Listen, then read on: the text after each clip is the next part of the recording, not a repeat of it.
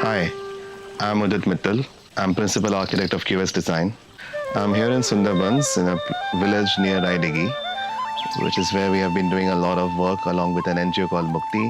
And right now I'm sitting at this beautiful structure that we had built about 3 years ago. It's called the Mukti Guest House.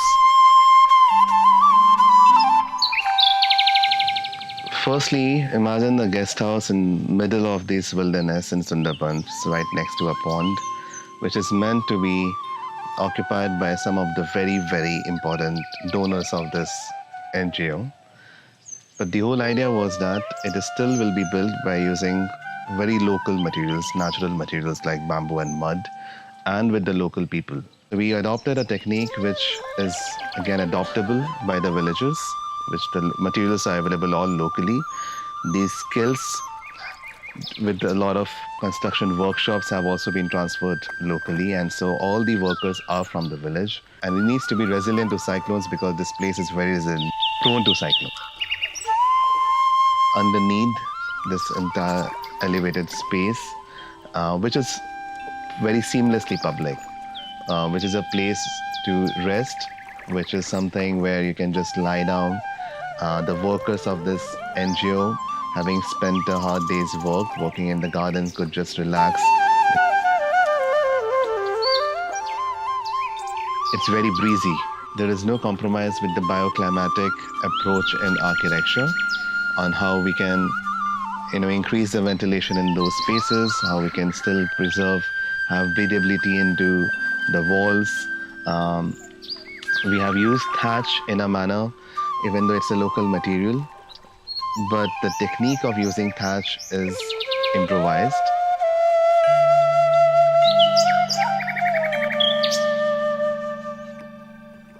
We have done 70% of the labor on the ground. It's pretty dense.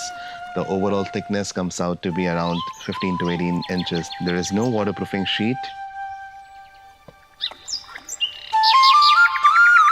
We go around the village and we see a lot of houses which have adopted the thatching technique, which was going to get lost entirely.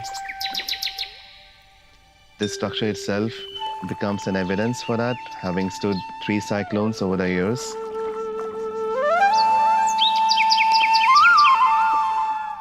We get a lot of calls from architectural colleges around the country, be it from Bhopal, Kerala, or around Jaipur, who would want to come and do a case study of this space. We start right from the foundation. There is various technologies and various systems which have combined together. We have prefabricated RCC posts, which was the cottage industry of the village. Those have been re-engineered to create some pyramidal foundations on the 4 corners to spread out the weight. They come out slightly uprooted from the ground to kind of resemble how the mangrove trees' roots look like. Hi, I'm Kirti Jalan from QX Design, Kolkata. My journey with bamboo started in 2019 when I was doing my master's. I started working with different artisans in Gujarat, in Dang, where we made a lot of furniture in bamboo. Since then, I have been working with bamboo in furniture sector.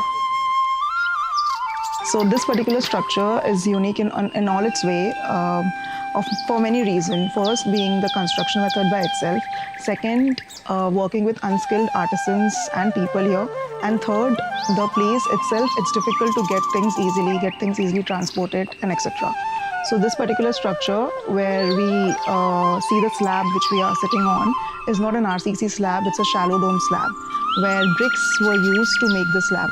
So this itself is a very unique thing which is being done here. And the foundation again is in RCC, but it's splayed in form, and the upper structure, the substructure, is entirely made in bamboo covered with thatch.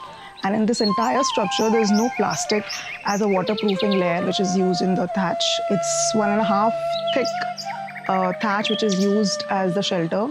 And it's been 3 years and it's quite well. We are here right now.